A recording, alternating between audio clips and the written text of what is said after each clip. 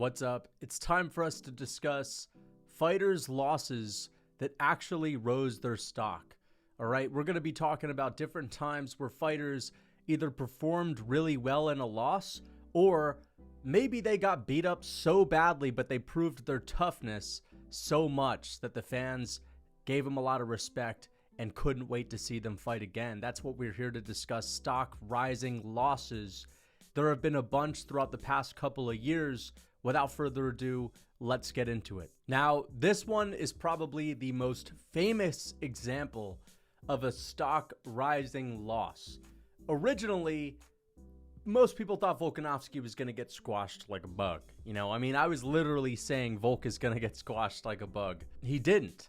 And because he exceeded our expectations so much, outside of a select few people that thought he was going to win this fight, most people didn't think he was going to win because of how dominant Islam Makhachev looked against Charles Oliveira and how OP his striking looked, and how Volkanovski, how is this guy that used to play rugby, he's going up against a lifelong wrestler, how is he going to deal with the wrestling? But the featherweight speed and featherweight skill and the Volkanovski grind set, it actually prevailed. Volkanovski did really well in this fight. Now, he didn't win.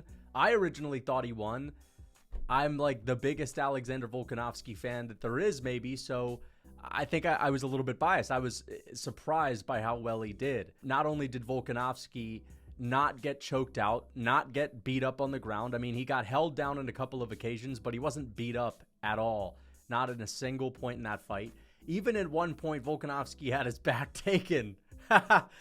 Volk had his back taken at one point. This is the most dangerous grappler that there is on his back, Islam Makhachev, the most dangerous grappler in the world that choked out Charles Oliveira. People were saying Volk is going to get destroyed by this guy as soon as he hits the ground. And Volkanovski's freaking smiling at him, popping him in the face with like 40 pit-pap shots. By the time it was all said and done, this was the last thing that we saw in the fight. Volkanovski was the only one to beat the other guy up on the ground.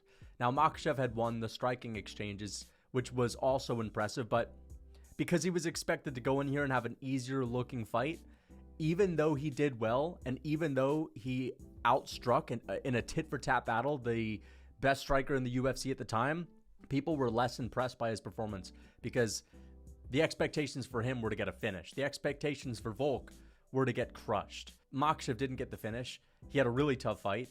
Volkanovski didn't get crushed, but he still lost. However, he put up a really good performance. He, in my opinion, definitely won the fifth round, arguably won. I want to say one of the middle rounds, but I actually want to say the fourth. I know people think I'm so crazy for that, but there's an argument. But either way, this was a stock rising loss where after this fight, even though Volkanovski lost, it was like, all right, this dude is on another level. He keeps proving us wrong. We didn't think he would 50-45 max. We didn't think he would survive against Islam Makhachev and do well. I cannot wait to see him fight again. I can't wait to see how he takes out Yair Rodriguez, or anyone that he's fighting next is done. They're toast, right? Volkanovski gained a lot of aura from this. I think that this was where his hype was at its peak, right? After this fight, not even after the Yair fight, like going into the Yair fight, I feel like his hype was at an all-time high. Not saying he lost any when he fought Yair, but the highest Volk's hype ever was after a loss. This bumped his stock up. I do believe that he lost this fight, even though I at the time I thought he won. I do think he lost this fight. But either way, that's what we're here to talk about, losses. Let's get on to the next one. Speaking of a guy that Volkanovski's had a couple of run-ins with, Max Holloway is on the photo here with Yair Rodriguez, and that's Yair's foot kicking Max Holloway's face. Yair Rodriguez's loss to Max Holloway, in my opinion, is another stock rising loss, okay? This one was not as close as Volk versus Makhachev, but the striking exchanges were. A lot of people don't really remember this fight that much, right? They remember the crazy striking exchanges, but they don't remember all of the moments where Max Holloway took Yair down and beat him up on the ground. Like, Max was able to get takedowns easily, and when he would get them, he would land good ground and pound shots, and he would do work on the ground.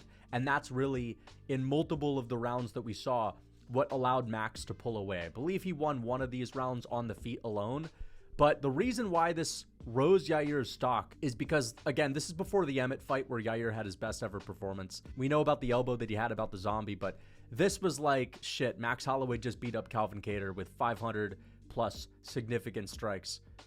What is he going to do to everyone that's not Alexander Volkanovski? He's probably going to TKO Yair Rodriguez. Yair's good, but Max is going to get to him. He's eventually going to beat him down in the third round and TKO him up against the fence. You know, the old school Max Holloway finish is what a lot of people were expecting, but instead it was a tit-for-tat battle, high output for output. Yair was right there with him the entire time on the feet. Don't get me wrong, Holloway wasn't losing, but he certainly wasn't out ahead. Yair did so well in this fight. Like, he was landing so many head kicks that you can't even imagine how it wouldn't put Max out, some of these head kicks. They were so unbelievably flush, right on the target. And Max, of course, best chin in the UFC, was able to eat them. But Yair was landing like flush head kicks, nasty leg kicks. He was landing combinations with his hands too. Nice 1-2s down the middle, landing flush on the chin of Max. It was like a all-out scrap, and both of these guys were even. And for Yair to be even on the feet with Max Holloway, with volume, with output, with tenacity, that's really impressive. So after this, even though Holloway won, Holloway didn't exceed our expectations on the feet in this fight. We expected Holloway to have a more one-sided fight. He didn't. However, he showed us the grappling, which is really good. I'm not saying it was a bad performance from Holloway, but coming off of the Kattar performance, this wasn't as much of a masterclass. It was a dirtier fight. For Yair, though, having a dirty fight with Max and going tit for tat on the feet and doing really well and winning a lot of the striking exchanges, that exceeded our expectations, even though we knew he was good before this. So after this fight, his stock went up quite a bit. He was pretty close to a title fight, despite losing this one. So yeah, this is another stock rising loss. Steve Erceg's lost to Alexandre Pantoja. Steve Erceg was the Dunder Mifflin guy. This was, I forget his name, Michael Scott, going into this one. Bedtime MMA, right? I mean, he was just a meme, basically. But he proved that he's arguably the best flyweight on the planet in a losing fight. Now, I honestly think, even though I picked Pantoja to win this fight, I honestly believe that there's a really good argument that Steve Erceg should have won. If you're going to call this a robbery, what I'm saying is I don't think you're necessarily wrong. I think Erceg should have won this fight, but it was really close. Let's just talk about the loss. I mean, listen, this guy, a lot of people picked him. Not a lot. Some people, MMA Guru picked him. I think Bedtime MMA picked him. I'm not 100% sure.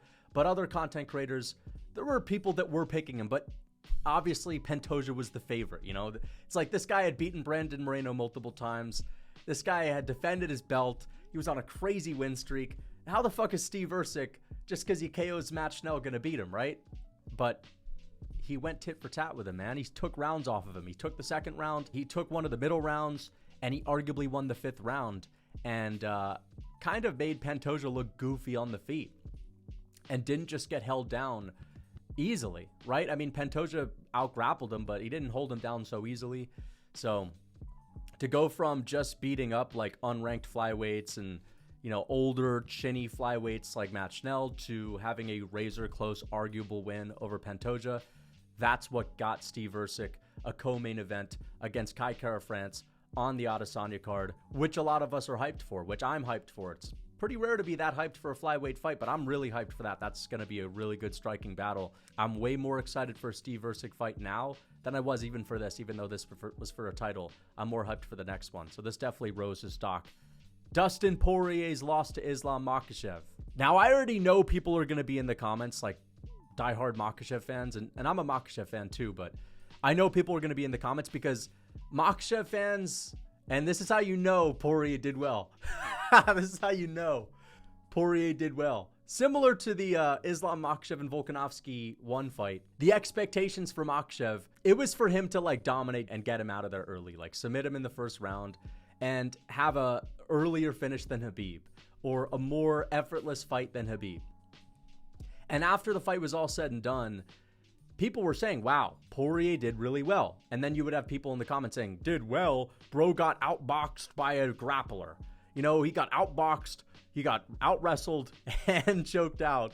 So that was like the moral, like, listen, I'm not saying I'm not saying Poirier was winning this fight. All I'm saying is that, like, this is another example of Islam Makhachev outstruck the best striker on the planet. Yeah, that's true. He did outstrike Volkanovski, but like but it's okay to be impressed by Volkanovski not getting destroyed, completely destroyed.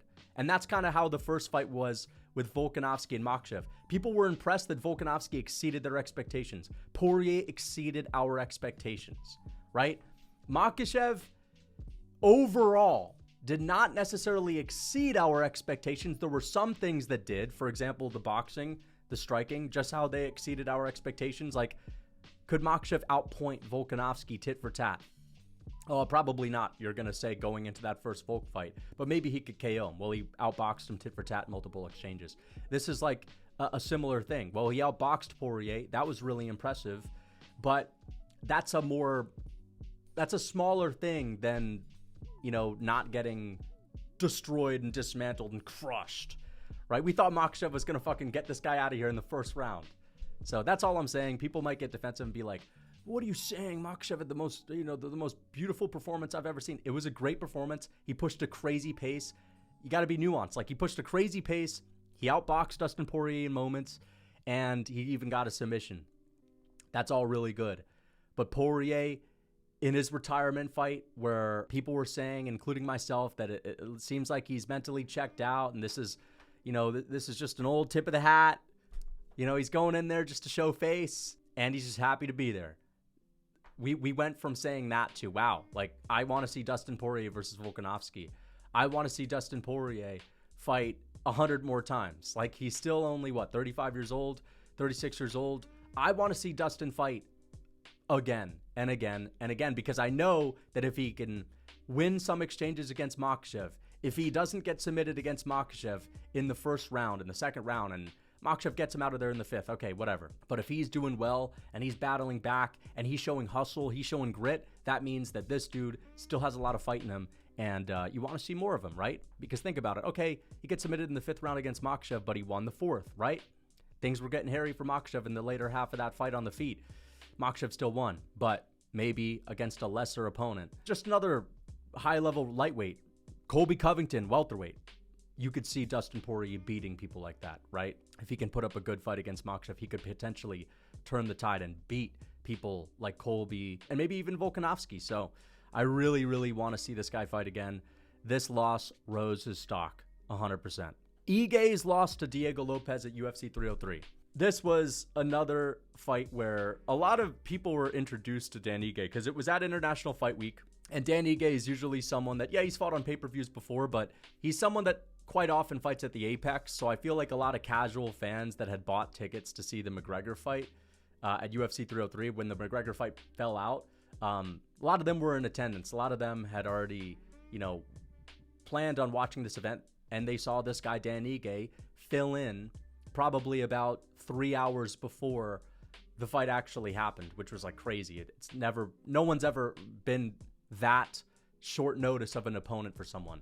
So right off the bat, Dan Ige broke a record in that sense, and he got a lot of respect from MMA fans for stepping up. So not only did he kind of shock us with how close notice he took this fight, but he also won the end of this fight, and he didn't get destroyed. Right now, to be fair, we couldn't really discuss this fight in depth because it happened, like, it got put together a couple hours before it actually took place. So we didn't really even have any expectations, really. To be fair, Dan Ige was preparing for a fight a couple of weeks later, so he didn't have the same weight cut as Diego Lopes, but he did really well, and he won the third round against Diego Lopes and was beating him up. And Diego Lopes, even though he won the fight, I mean, listen, we look at Diego Lopes as like a potential title challenger in the future. We look at him as someone that's going to be in the top 5 for a long time in the future. Dan Ige in a 5-rounder could potentially finish Diego Lopes. If that was a 5-rounder, we could have seen him get a finish, right? If this is a rematch, we're talking about, man, maybe Ige comes on strong in the later half of this fight. And Ige was looking like Volkanovski, beating up Brian Ortega against Diego Lopes in the third round of that fight, where Diego Lopes was kind of gassed. He was on the ground, and Ige was landing ground and pound shots, and he's not really known for his grappling, so that was pretty impressive. So I just thought it was a really strong performance. It makes you more excited to see a Dan Ige fight, and I hear he's booked to fight Lerone Murphy, which is awesome. I wish they had put that on the Sphere, but whatever. Yeah, Dan Igue's next fight should be great, but this definitely rose his stock, gained him a lot of fans. Shamil Gaziev's lost to Rozenstruik at the Apex. Going into this fight, listen, if Shamil had won this fight,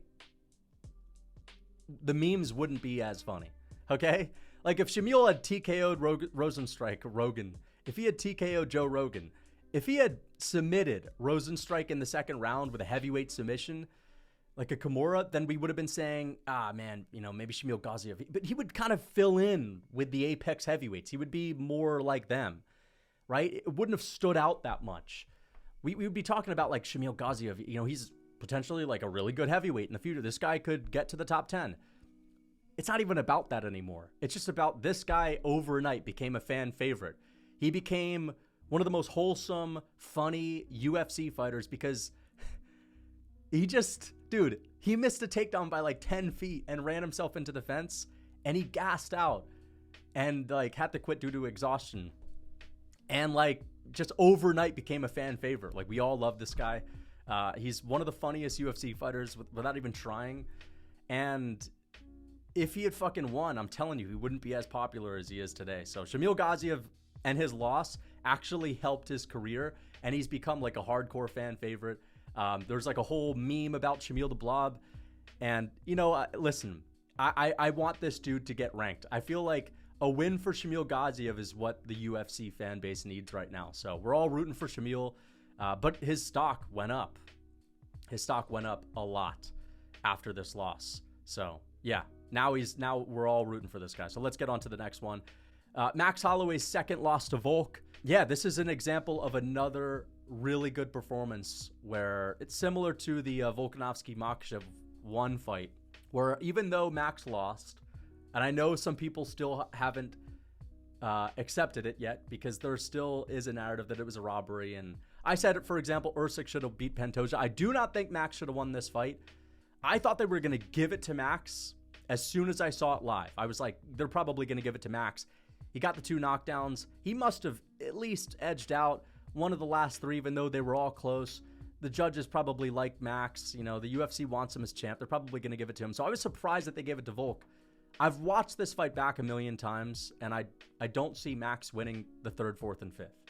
I think Volkanovski won those rounds, okay? It's just my opinion. I think people need to go rewatch those rounds, but either way, this catapulted Max into that Calvin Kattar fight with a lot of hype. Like, for example, when he fought Volkanovski the first time at UFC 245, this was coming off of the Edgar performance, which in my opinion kind of not plummeted, but it kind of decreased his stock a little bit because he came off of a Ortega performance, which was one of his highlights of his career. Then he fought Dustin Poirier in an all-time great fight. And then he dropped down to fight Frankie Edgar, and he won, clearly, 50-45, but it was a bit of a slow fight. So going into the Volk fight, Max was kind of under the radar compared to where he was at hype-wise going into the Poirier fight, going into the Ortega fight, and Volk beat him, which was kind of a surprise. Going into this fight, there were more eyes on it. People were like, okay, like Max is coming off of a loss. How's he going to handle this? And it rose his stock because he got the 2 knockdowns. He was doing a couple of emotes. He was doing the shush in between rounds. And most of the fans thought that he won this fight upon initially or seeing it for the first time. Most people thought he won. And then there was this narrative of Holloway's the real champ. Volk is the fake champ, right? Going into the Kattar fight, people were like, damn, dude, I can't wait to see Max defend his belt, right? So Max was being treated as the uncrowned champ going into the Kattar fight. Seeing Max fight for something that isn't a title was so rare at the time. So that also gave it a little bit more hype. And just in general, that was one of his best performances against Volkanovski, or the best performance against Volkanovski, who the win or the loss. What am I even saying? I'm about to say the loss aged well.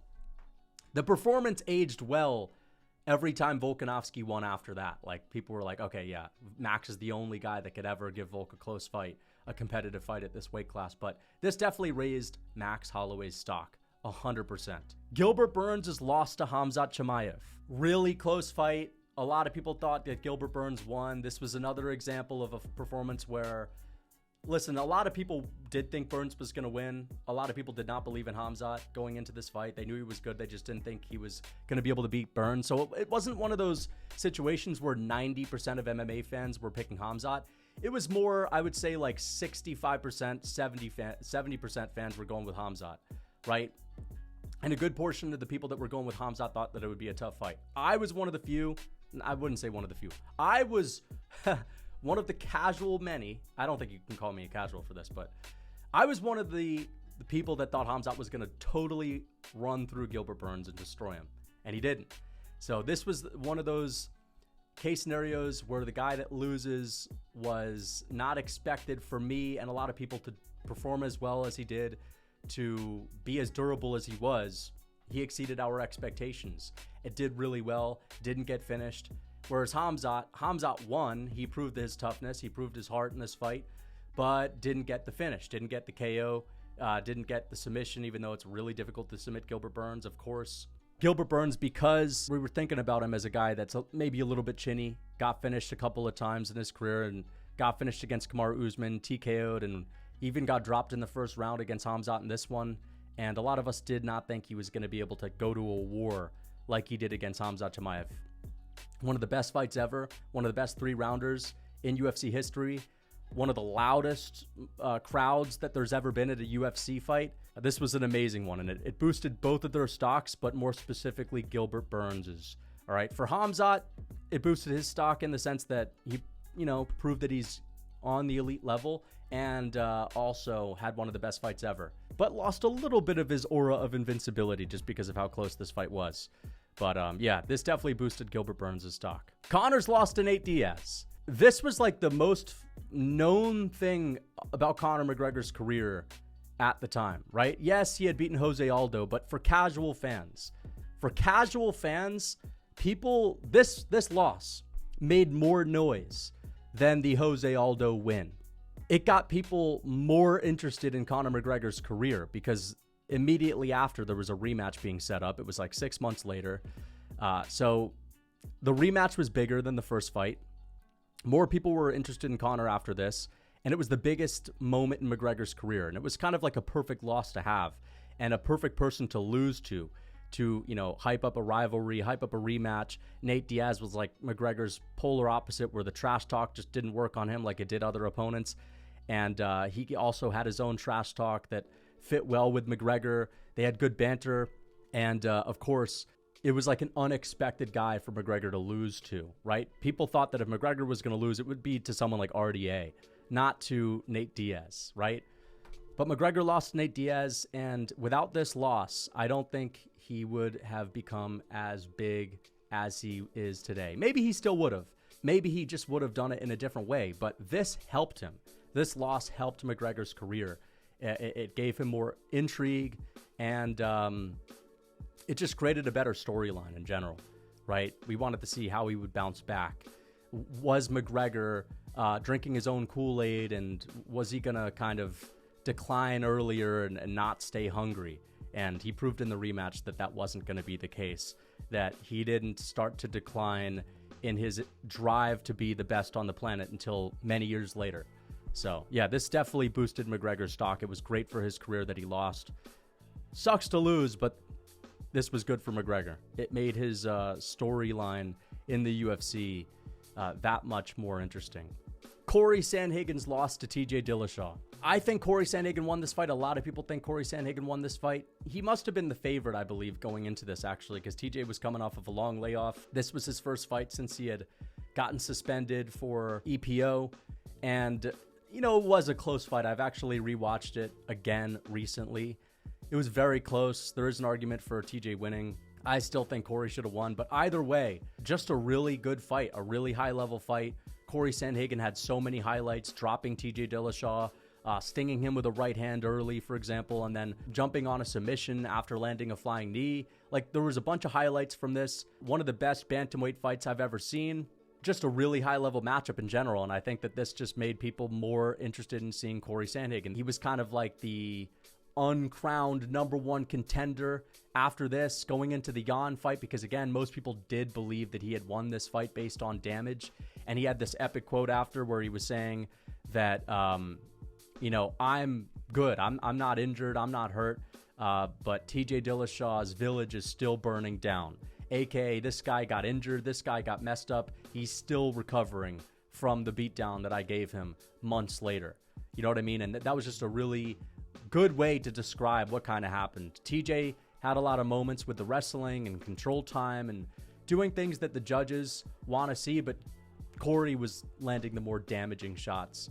And was doing a good job at hurting TJ Dillashaw throughout this. So this was a really good stock rising loss for Cory Sandhagen to have. And if he hadn't performed so well, if he hadn't arguably won, he wouldn't have been selected as a challenger for the interim title to face Peter Yan in Abu Dhabi a few months later. That is it. Hope you guys enjoyed the video. Let me know what you think. Let me know if there are any other stock rising losses that I forgot to discuss. Until next time.